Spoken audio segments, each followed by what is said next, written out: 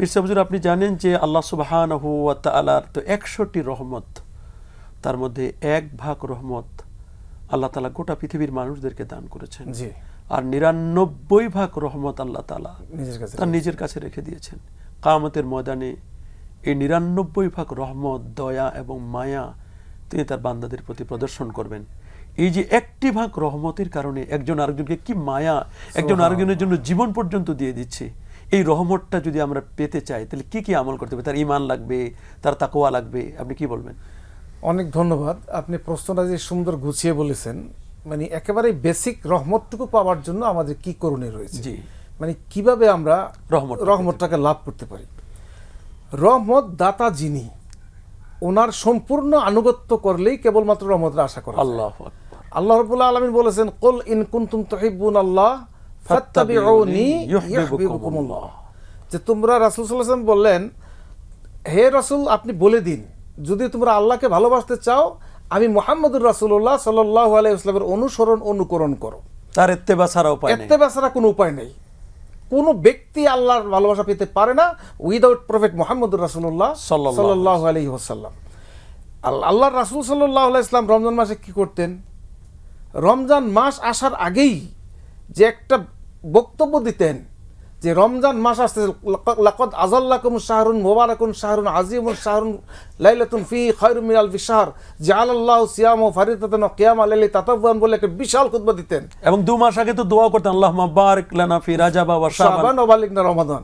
মানে এই যে রমজান মাসের গুরুত্বটা যেভাবে উপস্থাপন করেছেন, ঠিক সেই গুরুত্বটাকে অনুভব করে আমরা যদি আমাদের অন্তরের মধ্যে আল্লাহ রাব্বুল আলামিনের ভালোবাসা, প্রেম নিয়ে আত্মশুদ্ধি করে আল্লাহর কাছে রহমত চাই।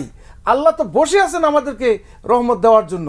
আল্লাহ তো শেষ সাথে বলতেই থাকেন, আল্লাহ মিন মুস্তাগফিরিন ফাগফির লাহু, আল্লাহ মিন মুস্তারজিকিন ফারজুক লাহু, আল্লাহ কাযা হাত্তা আল্লাহ মিন মুবতালা ফাওয়াফিয়াহু। মানে হাদিসের মধ্যে বিভিন্নভাবে রয়েছেন। তো সেই আল্লাহ রাব্বুল আলামিন একটা স্পেশাল ডিসকাউন্ট রমজান মাসে দিয়েছেন। এই রমজানেরও আবার প্রথম 10 দিন রহমতের জন্য স্পেশাল রহমত, যে আল্লাহ রাসূল বলেছেন আউয়ালু রাহমা, অর্থাৎ প্রথম দশক রহমতের।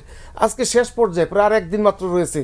আমরা এখনো যদি আত-তাইবু মিনাজ যামবি কামান লা যামবা লাহু, আমাদের জীবনের সমস্ত গুনাহগুলোকে তওবা করে আল্লাহর কাছে উপস্থাপন করে যে আল্লাহ ভুল হয়েছে, আমাকে মাফ করে দেন। যদি অতীতের গুনাহগুলোকে স্বীকৃতি দেই, ভবিষ্যতে গুনাহগুলো আর করব না সেই ওয়াদা করি, আর নিয়মিত নেক কাজ করতে থাকি, আল্লাহ রাব্বুল আলামিন আমাদের সমস্ত গুনাহগুলোকে নেকিতে পরিণত করে দিবেন। আল্লাহ রাব্বুল আলামিন কালামে হাকিমে বলেন, ইল্লা মান তাবা ওয়া আমানা ওয়া আমিলা আমালান সলিহান ফাউলাইকা ইউবাদদিলুল্লাহু সাইয়্যাতিহিম হাসানাত। যে ব্যক্তি তওবা করবে, ঈমান আনবে, নিয়মিত নেক কাজ করবে, তার গুনাহগুলোকে নেকিতে পরিণত করে দিবেন। বান্দা কি এত বড় গুনাহ করেছেন যে যেই গুনাহ আল্লাহ রাব্বুল আলামিন মাফ করবেন না? এত বড় গুনাহ করার ক্ষমতাই বান্দার নাই। যেহেতু বান্দা তো বানাইছেন আল্লাহ রাব্বুল আলামিন, গুনাহ করবেন, এটা স্বাভাবিক। বান্দা কুল্লুকুম খাত্তাইন ওয়া খায়রুল খাত্তাইন আত-তাওয়াবুন, তোমরা সবাই গুনাহগার।